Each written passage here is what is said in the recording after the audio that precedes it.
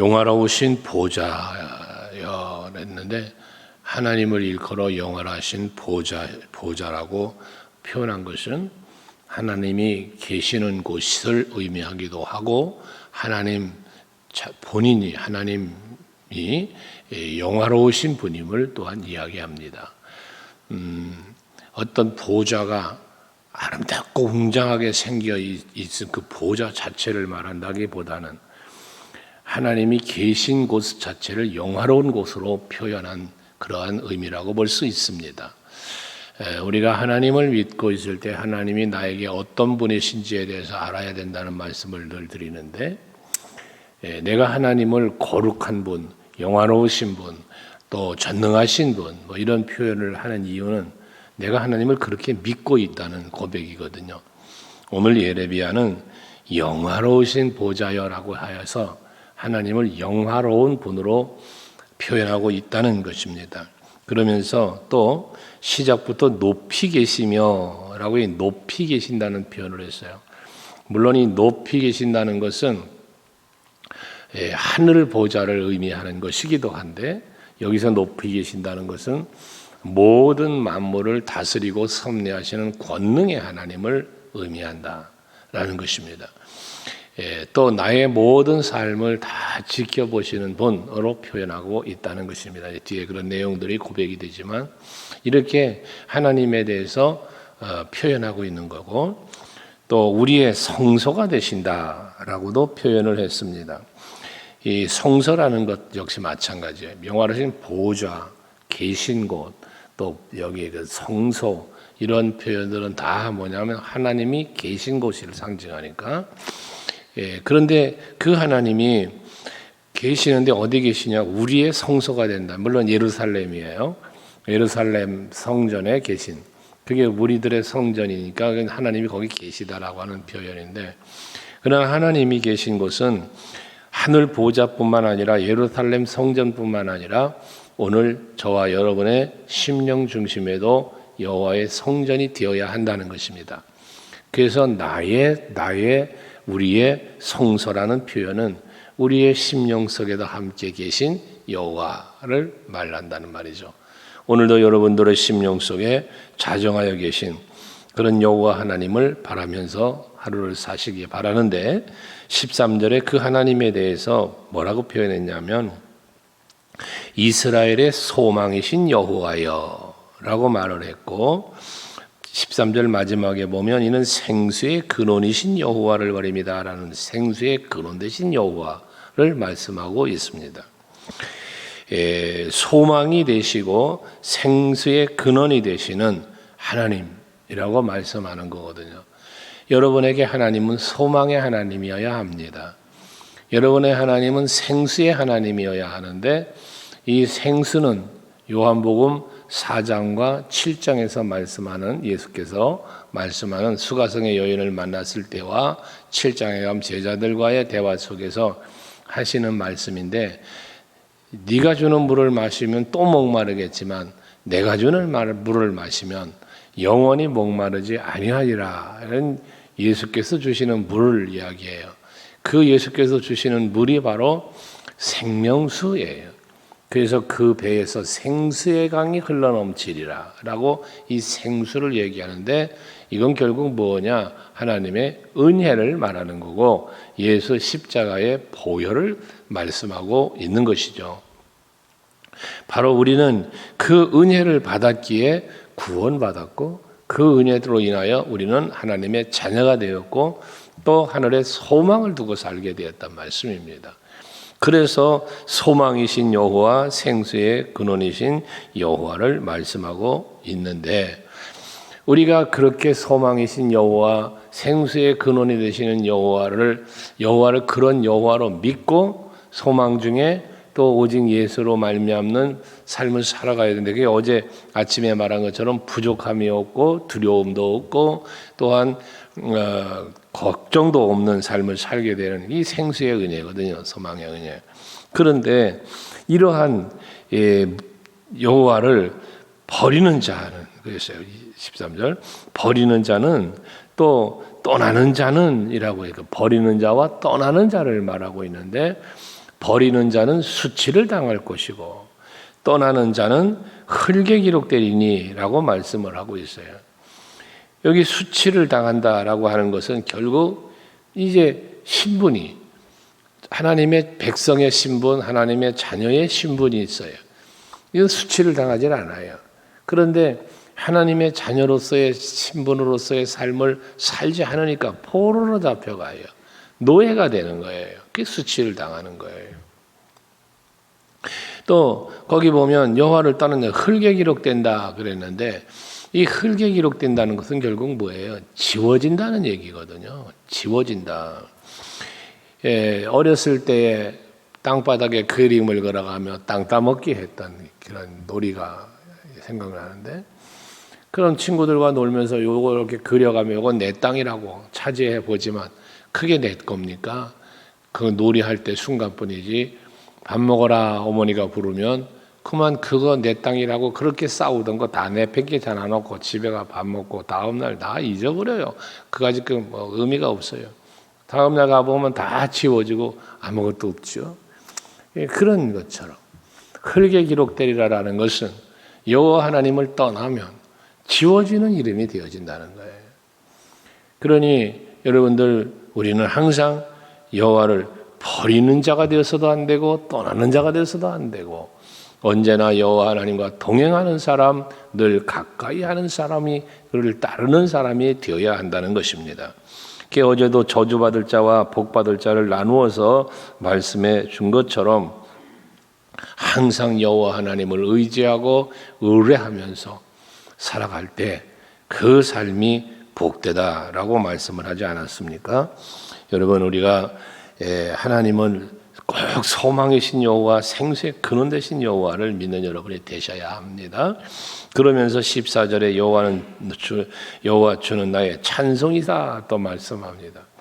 여호와는 나의 찬송이다 라고 말하고 있는데 왜 나의 찬송이 되느냐? 나를 고치소서 그럼 내가 낫겠습니다. 나를 구원하소서 그리하면 내가 구원을 얻으리이다. 이런 간구함이 있잖아요. 이 말은 뭡니까? 나를 치유하시는, 낫게 하시는, 치료하시는 하나님이시다는 거예요. 또 나를 구원하시는 하나님이시라는 거예요.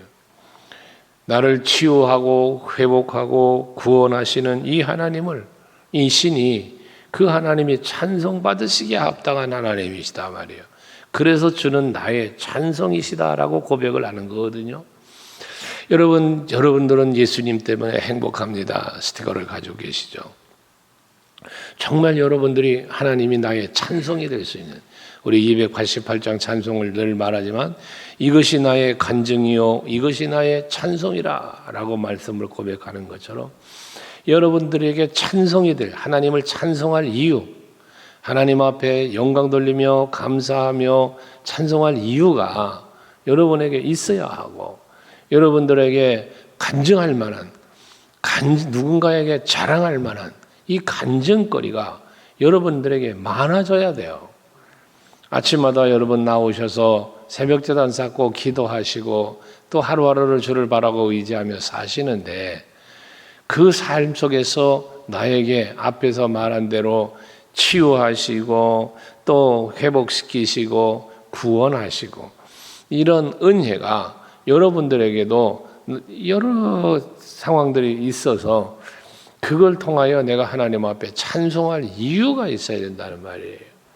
우리 그 찬양 중에 보면 찬송할 이유 있네라는 그러한 찬양도 있는 것처럼 내가 하나님 앞에 찬양할 이유들이 많아지는 여러분 되시기를 바랍니다.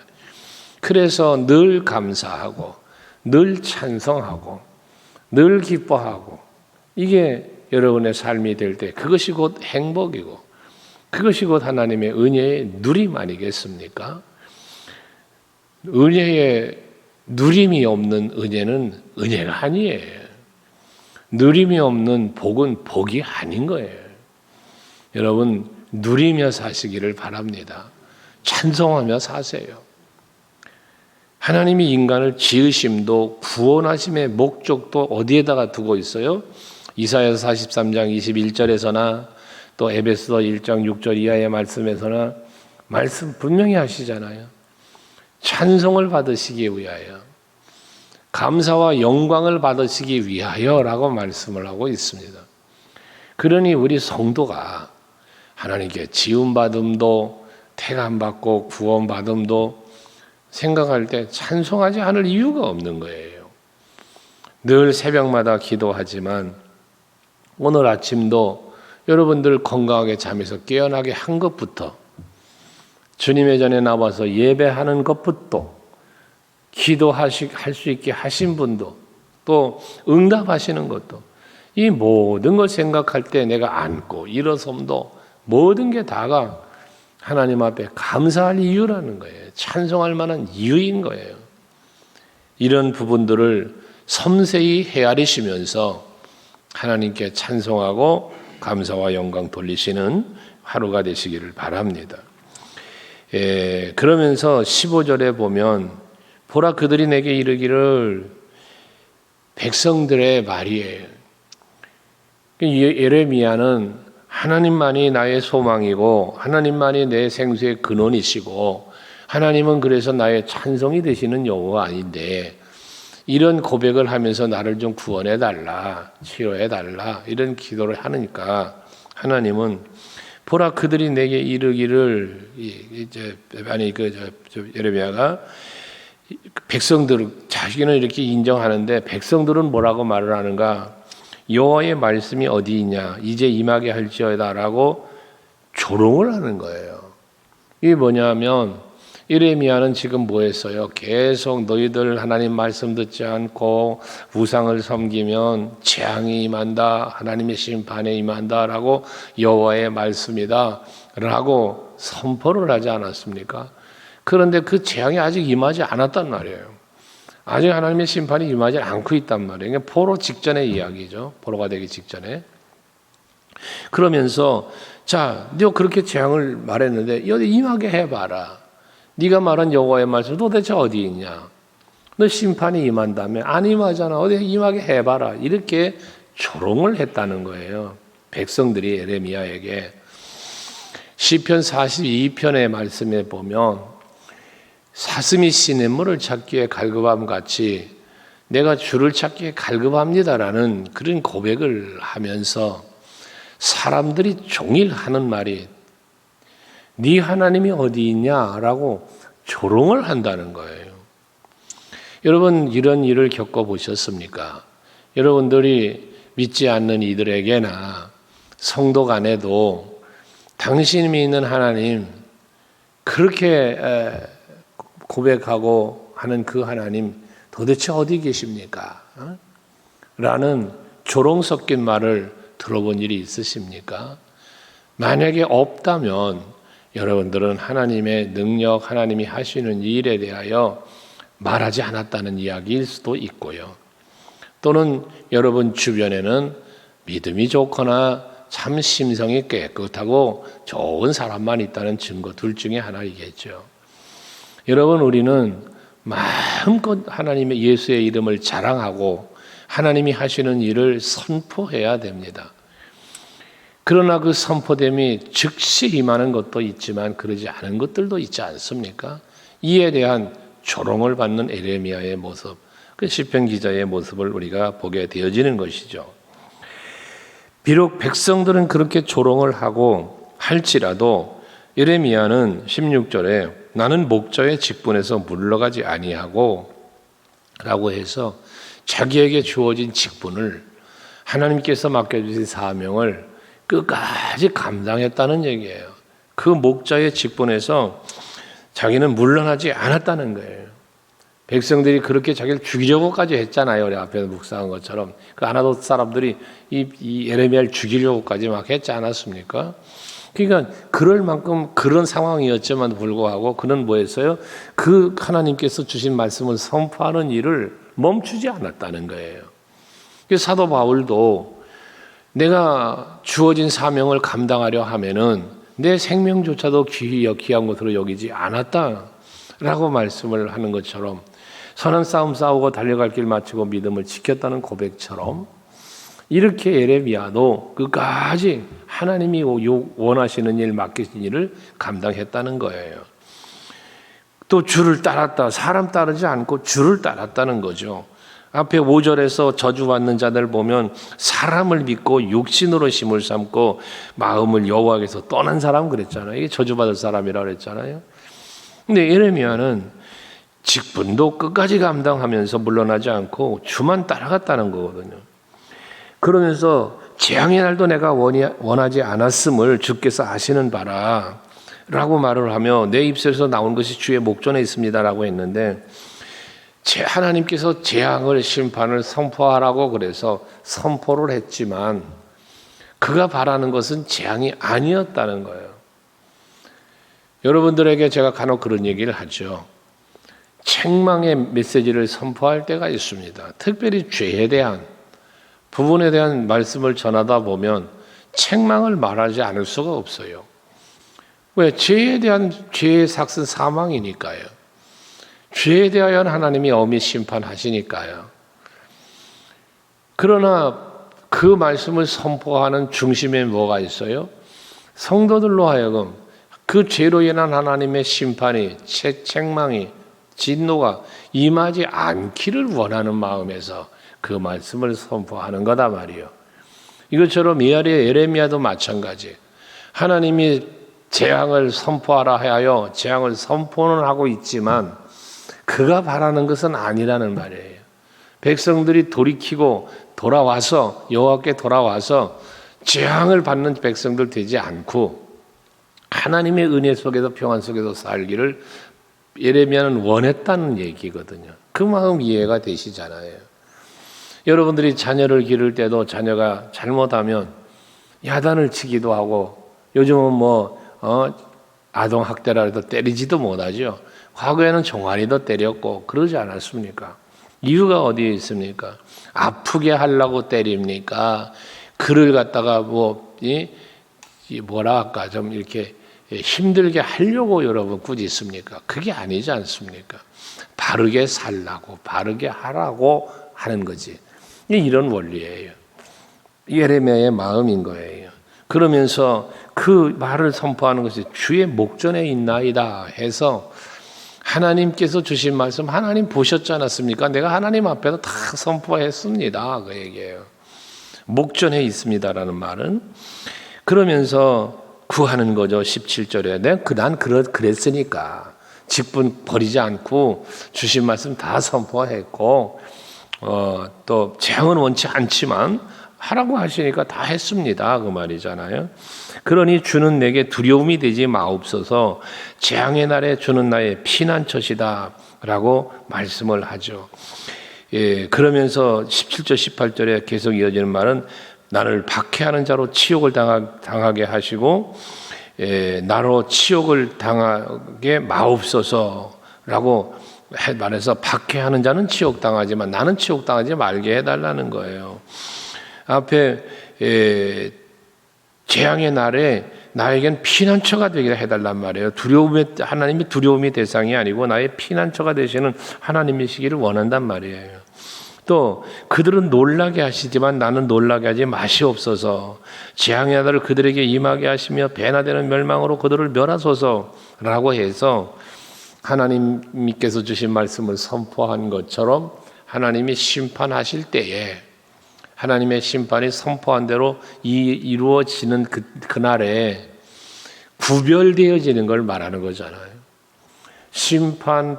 하나님의 말씀을 듣지 않고 하나님의 말을 따르지 않고 하나님을 떠나고 버리고 이런 사람들에겐 재앙도 임하고 수치도 당하고 또 두렵고 놀라고 결국 멸망을 당하겠지만 예레미야처럼 직분을 버리지 않고 끝까지 사명 감당하고 그리고 언제나 하나님을 떠나지 않고 하나님 앞에서 살아온 예레미야는 반대로 하나님이 주신 은혜 속에서 살아갈 수 있도록 이런 분리되어짐을 지금 예레미야는 말씀하고 있는 것입니다.